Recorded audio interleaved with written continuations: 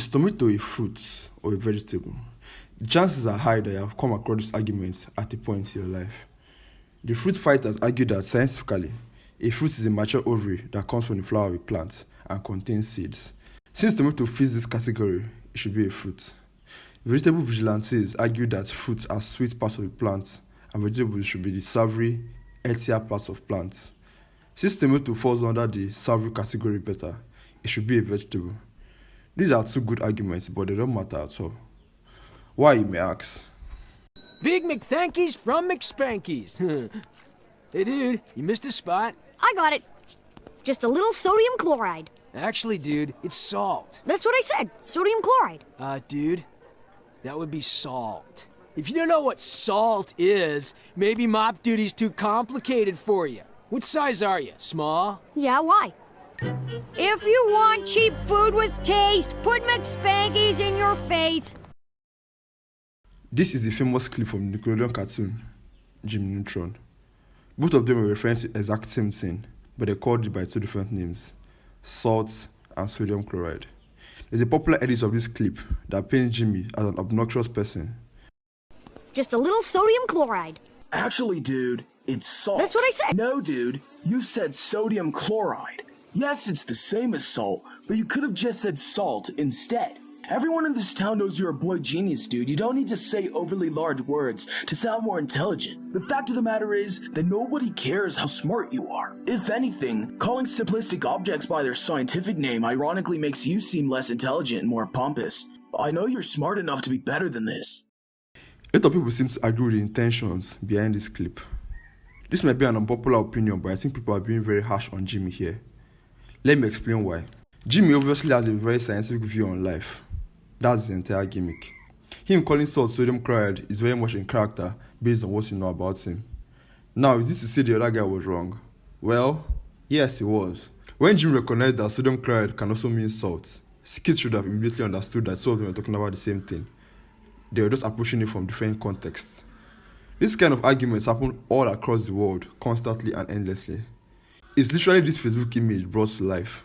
We incorrectly assume that language should be rigid, all words should only be interpreted one way, concepts should only have one answer, etc. This is wrong. Things evolve and take on new meaning all the time. We see that a lot with slang. All words are made up by someone. The meaning of words can and should be able to evolve.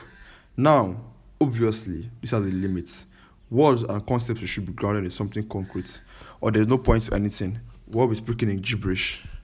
The Gen Alpha dialect of English. I'm going to deliver the rest of this speech in your very own native tongue. It's low-key a huge W to be vibing here at Westtown High School for Languages Week. But chat, let's lock in. Propane prepared. Now, I know it's giving to Lulu for this chuggy boomer to speak in such skibbity brain rot, but if you'll bear with me, I'll put the fries in the bag in just a second. I do actually have a message here, type shit. No cap, I was dead-ass pressed about understanding this language. You might think that me using this clip means this is gibberish. Well, nope. This is still valid. All these words mean something to Gen Alphas, and brushing it off as nonsense is very silly. Every generation had their slang.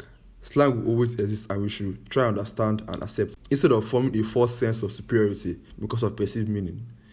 We are so diverse on this earth. There are so many cultures and subcultures, so many different ways of living, so many ideologies. And because of the globalization of the world, you become aware of everything.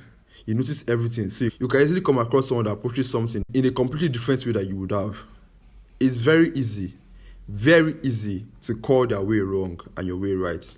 But this type of thinking doesn't lead anywhere. Because the person won't change their lifestyle because they're condemning theirs from a place of ignorance. It's to bridge an endless dispute instead. We should strive to understand various viewpoints better and accept it as part of the beauty of this world.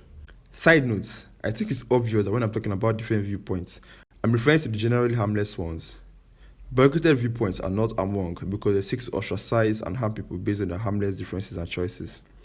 This should never be understood or debated. What am I trying to say in effect? A tomato can be anything based on my viewpoint and anything based on yours. You might find mine bizarre, I might find yours strange. But when we understand each other's reasons, we reaffirm that we can be vastly different people, but we are all human after all.